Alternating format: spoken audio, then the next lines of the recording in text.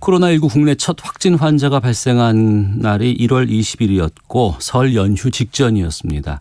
당시 저희 시사본부에서 질병관리본부 정은경 본부장과 연휴 때 어떻게 방역해야 할지 말씀 나눴는데 이제 100일이 지났죠. 내일부터 시작하는 연휴가 또 지금 고비가 되는 상황입니다. 중앙재난안전대책본부 손영래 전략기획반장 연결해서 좀 말씀 나누도록 하겠습니다. 안녕하십니까? 예, 안녕하십니까? 예, 고생 많으셨죠? 지금도 많으시고요. 예. 어제가 100일 되는 날이었습니다. 확진 환자 국내에서 나온 지요. 어떤 기분 드셨어요? 예, 사실 100일이라고 특별히 달라지고는 계속 긴장을 하고 있는 상태입니다. 저희가 지금 신종 코로나19는 아직 좀 모르는 게 너무 많고 네. 계속 정보가 갱신되면서 거기에 따라서 또 계속 태세를 바꿔줘야 되기 때문에 그런 부분들 때문에 좀 긴장을 놓을 수가 없고 약간만 좀 방침했다가 다시 확산되기 시작하면 특히 일정 규모를 넘어가기 시작하면은 네. 막기가 되게 힘든 구조를 가지고 있어서 그것 때문에 계속 좀 긴장을 하고 있는 상황입니다. 네. 안 좋을 때는 하루에 신규 확진자가 900명이 넘게 발생하기도 했습니다. 지금 하루째 한 10명 안팎으로 지금 되고 있는데 이 코로나19 상황에서 좀 결정적이었던 전환점은 언제쯤이라고 보세요? 아무래도 제일 큰 전환점은 3월 한 둘째 주에 이 대구 쪽에서 발생했던 코로나19 환자를 네. 저희가 서서히 잡기 시작했을 때라고 볼 수 있습니다. 그때 이제 한 2월 29일 정도까지 그때가 피크였는데 네. 전국적으로 한 800명 가까이 하루에 이 대구 쪽에서만 650명 정도 환자가 발생을 했던 피크가 있었고요. 예. 그게 이제 한 3월 10일 정도 되면은 전국으로도 한 130명, 대구 쪽이 한 80명 정도로 확 떨어지게 되는데 네. 그렇게 한 2월 말부터 3월 한 10일까지 한 열흘간 대구 쪽에서 발생했던 그 거대한 환자들이 더 이상 증가하지 않고 그쪽을 잡았던 게 가장 좀 컸던 전환점인 것 같습니다. 이게 세계적으로 봐도 이렇게 중심 집단이 한 대구가 지금 한 7,000명 정도 되는데요. 대구에서 네. 발생했던 환자들이 한 2,000명이 넘었던 중심 집단을 보유했던 국가들이 그거를 이렇게 더 퍼지지 않게 막았던 사례는 거의 아마 저희가 유일했던 것 같고 그게 가장 좀 결정적으로 이게 전국적으로 팍 확산하지 않고 예. 위험하지 않게 됐던 전환점이었던 것 같습니다. 네. 그리고 지난 4월 15일 총선이 있었습니다. 거의 세계에서 유일하게 정상적으로 총선 이런 선거를 치른 나라가 됐어요. 우리나라가. 다만 2주 동안 이 총선 이후에 감염 상황이 나올지 고민이 됐었는데 지금 상황으로 봤을 때는 어떻게 판단하고 계세요? 보통 잠복기까지 포함하면 14일 정도를 지켜보면 저희가 그 상황을 알 수 있는데 네. 현재까지 지금 14일이 지난 셈이고요. 그 기간 중에도 총선으로 인해서 그로 인한 감염자는 지금 발견하지 못했습니다. 네. 그에 따라서 총선 때 그렇게 많은 분들이 이동했음에도 불구하고 아마 이 국민들께서 지금 철저하게 지켜주신 덕분에 그로 인해서 감염이 발생하거나 확산된 사례는 지금 일단 없다라고 지금 보고 있습니다. 네. 지금 우리가 사회적 거리두기 오랫동안 지속적으로 하고 있습니다. 처음엔 사회적 거리두기 한다고 했다가 강화된 이라는 걸 붙여서 또 계속해서 해왔고 5월 5일까지는 계속 지금 이 사회적 거리두기를 한다고 하는데 지금 상황은 그러면은 이 사회적 거리두기에서 생활 방역 체계로 좀 가도 될 만한 상황인지요? 일단 상황 자체는 되게 안정적으로 나아지고 있는 중입니다. 예. 사회적 거리두기를 통해서 가령 지지난주 쪽에서 2주 전에는 하루에 환자가 한 25명 정도 발생하고 있었는데 지난주에는 9.3명 정도가 하루에 평균 발생하고 있었고요. 예. 그리고 금주에도 지금 이제 한 9명, 10명 수준을 계속 유지하고 있고 특히 저희가 이제 해외 유입 사례는 다 이 기본적으로 자가 격리를 시키고 있기 때문에 네. 해외 유입으로 들어오는 환자는 사실은 크게 문제가 되지 않습니다. 크게 문제가 되지 않고 이제 지역사회에서 갑자기 생겨나는 환자들이 문제가 되는데 예. 이런 환자들의 규모도 지금 한 3-4명 정도로 지금 많이 줄어 있는 상태입니다. 뭐 집단 감염 자체도 지금 뭐 한 주에 한 건 내지 2건 정도밖에 안 나오는 상태라서 예. 어느 정도 이 환자들의 증가 추이는 아주 억제되고 있고 저희 방역관리망 자체가 이걸 통제하는 쪽으로 가고 있다라고 판단을 하고 있습니다. 네. 다만 이제 조금 우려되는 거는 계속 이렇게 말씀드린 것처럼 저희가 잘 모르겠는 건들이 일주일에 그래도 몇 건씩 발생하고 있어서 네. 저희가 잘 모른다는 얘기는 지금 지역사회에 파악하지 못하는 환자 집단이 있다는 뜻이라서 예, 그런 부분들은 지금 아직도 좀 위험하다고 볼 수 있을 것 같고요. 예. 이런 것들을 좀 종합해서 저희가 아마 금주 주말쯤에 네. 이제 사회적 거리두기를 좀 종료하고 생활방역 체계로 전환시킬지 뭐 그 여부에 대해서는 판단하게 될 것 같습니다. 그러니까 앞서 좀 걱정된다는 부분이 그런 거 아니에요? 갑자기 지역에서, 그러니까 해외에서 유입되는 거야 통제가 되고 어디서 온다는 게 알고 있으니까 상관이 없는데 그냥 멀쩡한 지역에서 계시던 분들 가운데 확진 환자 수가 발생을 한다는 것, 이게 좀 걱정이라는 거죠? 예, 그렇습니다. 그게 가령 지난주 같은 경우는 한 6분 정도 환자가 들어간 분들이었거든요. 예. 제일 일례로 들면 부산의 클럽에 가서 좀 시끄러워졌던 대구의 이 19세 환자분의 경우는 예.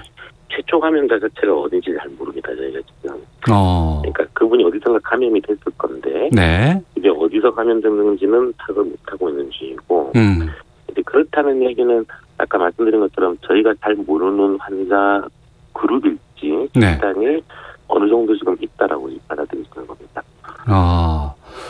그게 한 명이 아니고, 그러니까 31번 환자처럼 한 명이 여러 사람에게 전파될 수 있는 상황이 있기 때문에 그게 좀 걱정이 될 수 있겠군요. 예. 그렇죠. 저희가 모르는 그 환자분들이 예를 들면 또 어디 뭐 특정한 장소에서 상당히 많은 사람들에게 감염이 퍼진다 하면 제가 뒤늦게 발견한다든지 네네. 그럴 위험성이 충분히 있으니까 계속 그 부분들은 긴장을 하고 있는 상황입니다. 네. 주말 사이에 사회적 거리두기에서 방역 지침 좀 전환해서 완화시킬지 고민하시겠다고 하셨는데 지금 방역에 대한 지침은 우리 국민들께서 잘 지키고 계신다고 보세요? 예. 국민들께서 지금 이 사회적 거리두기도 되게 힘써주고 계시고 그 각종 생활 방역에 대한 수칙들도 잘 따라주시는 편이라서 사실은 예전처럼 이제 그러니까 수백 명, 수천 명으로 이렇게 확산되는 집단 감염의 가능성은 그런 점에서 많이 줄어들었다고 지금 판단하고 있습니다. 아무래도 이제 근데 사회적 거리두기를 지금 한 2개월째 하고 있는 중이라서 좀 국민들께서 피로감을 느끼실 때는 좀 됐다라고 판단하고 있는 중입니다. 그러니까 그 부분을 많이 말씀을 하세요. 이제는 좀 나갔으면 좋겠다. 너무 힘들다라고 피로감을 호소하시는 분들이 많이 계시는데 중대본 입장에서 좀 어떻게 좀 하는 것이 바람직하다고 판단하세요? 일단은 아까 말씀드린 것처럼 저희가 아직 완전히 저희가 다 파악하고 있는 환자들만 발생하고 있는 게 아니라 이렇게 일주일에 한 3건, 6건씩 모르는 환자들이 생겨나고 있기 때문에 그런 점에서는 제가 가급적 5월 5일까지 이 사회적 거리두기 계속 국민들께서 풀어주십사라고 부탁을 드리고 있는 중입니다. 그래서 사실은 뭐 가급적 모임이나 약속이나 여행 같은 건 좀 자제하시고 특히 이제 좀 이래 밀폐된 시설에서 사람들이 많이 밀집하는 경우가 되게 위험하기 때문에 그런 장소는 가급적 피해 주십사라고 부탁은 드리고 있습니다. 다만 이제 여유가 있어서 그 연휴 때문에 아마 어느 정도 분들은 야외로 좀 나오시게 될 거라고 생각은 하고 있고 그런 부분들은 좀 사실은 걱정하면서 지금 바라보고 있는 중입니다. 그 내일부터예요, 연휴가. 5월 5일까지 상당히 좀 긴 연휴가 징검다리 연휴이긴 합니다만 예정돼 있고 또 그동안 밖에 못 나갔고 또 아이들도 많이 있었기 때문에 집안에 이번 기회에는 또 어린이날도 있으니까 좀 나가야겠다라는 분들 많이 계시고 지금 뭐 제주도에도 뭐 18만 명이 간다는 둥 아니면 이동량이 좀 상당히 많아지는 것 이건 좀 방역 당국 입장에서는 걱정스러운 부분이겠어요. 상당히 걱정은 하고 있습니다. 강원도 같은 경우는 제가 사전에 파악을 해보니까 거기 이 숙박업소 예약률이 작년에 한 98% 정도까지 속초나 이런 데는 올라갔다고 하고 제주도도 지금 상당히 많이 예약이 돼 있어서 이게 아마 여행을 좀 계획하고 계시는 국민들께서 많구나라고 생각하고 있고 그런 부분들은 상당히 걱정입니다. 그러면 뭐 이걸 뭐 못 나가게 막을 수는 없는 것 같고 예. 나가실 계획 있는 분들 이분들 그러면 그 관광지나 유원지나 이런 그 현장에서 어떻게 하시는 걸 좀 말씀해 주실까요? 예. 일단 저희들도 지금 지자체들이랑 같이 협심해서 그런 이 여행지들에 대한 방역 수칙을 좀 철저히 지키도록 네. 시설도 지금 미리 준비를 해놓고 있는 상태이고 아마 여행지에도 안내원들이 배치돼서 뭐 발열 체크를 한다든지 여러 가지 좀 수칙들을 지키게끔 요구를 할 겁니다. 네. 그래서 국민들께서 좀 그런 게 불편하시더라도 예. 좀 잘 따라주시기를 부탁드리고요. 어. 그리고 뭐 여행을 가더라도 사실은 그 기본적인 원칙 거리두기를 지켜주시고 네. 특히 뭐 이 관람객 수가 좀 제한을 해서 밀집을 좀 떨어뜨린다든지 아니면 개인 수칙이나 이런 것들을 개인위생 수칙을 잘 지켜서 뭐 손 씻기나 이런 부분들을 좀 지켜주는 것들은 네네. 좀 계속 신경을 좀 써주십사라고 지금 당부드리고 있는 중입니다. 네. 그 생활 속의 거리두기로 우리가 바꾼다고 한다 그러면 어떤 방역 수칙 같은 것들도 좀 바뀝니까? 사실은 생활 속 거리두기라는 것도 그 명칭에서 알 수 있듯이 네. 저희가 지금 하고 있는 이 사회적 거리두기라는 것, 요거를 좀 생활 속으로 녹여보자고 하는 개념입니다. 네. 그렇기 때문에 그 수칙이라고 하는 게 지금도 지키고 계시는 것들이 대부분입니다. 그 수칙을 가장 좀 핵심적인 것들을 골라서 예. 뭐 개인위생을 지키는 문제나 아니면 거리를 두기 시작하는 거나 아프면 3, 4일 쉬는 거라든지 이런 개인 수칙 5개와 그다음에 집단 전체가 지켜야 되는 수칙들, 그다음에 마스크나 소독에 대한 수칙들 이런 것들을 모아서 이 수칙으로 만들고 이거를 생활 속에서 지켜나가는 겁니다. 네. 그렇기 때문에 사실은 지금까지 해왔던 것들을 좀 계속 더 철저하게 하신다고 생각하면 될 것 같고 이게 다만 사실은 이렇게 일상생활과 경제활동을 하면서 네. 사회적 거리두기를 시도해본 적이 별로 없습니다. 세계적으로. 예. 보통 이제 사회적 거리두기라 그러면 감염병이 되게 심해져서 외국의 뉴스를 보시면 아시겠지만 뭐 상점을 다 걸어 닫는다든지 네네. 교통을 끊어버린다든지 이렇게 뭐 한 4주에서 8주 정도를 이렇게 셧다운을 시키는 걸 보통 사회적 거리두기라고 많이 강조를 하는데 네. 지금 이제 제가 생활 속 거리두기라고 하는 거는 어느 정도 일상생활을 하고 경제활동을 하면서 한 6개월이고 1년이고 계속 이런 거리두기를 생활 속에서 실천하자라고 하는 겁니다. 6개월에서 1년이요? 예, 아이고. 장기적으로 하는 거죠. 그러니까 이게 저희도 되게 힘든 게 이게 세계 역사에서 이렇게 시도해본 적이 없어서 예. 다른 나라를 좀 참고할 선례도 없고 학문적으로 정립돼 있는 것도 아닙니다. 이게. 그야말로 교과서를 새로 쓰는 상황이네요.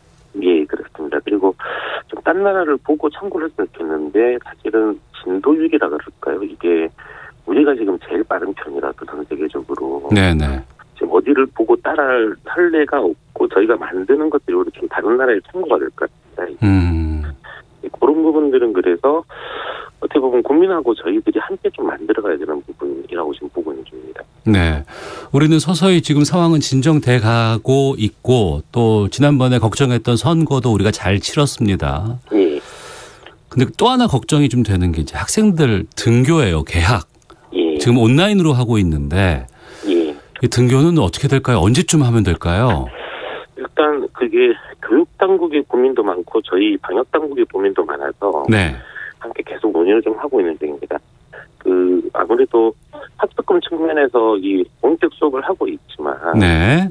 교육당국 입장에서도 이제 좀 더 체계적으로 학습권을 보장하기 위해서는 이 대면 수업을 하는 게 좀 불가피하다는 점이라든지 그 외에도 또 뭐 꼭 이 가르치는 것뿐만 아니라 교실에서 학생들과의 그 관계를 통해서 인성을 키운다든지 하는 여러 가지 목적 때문에 네.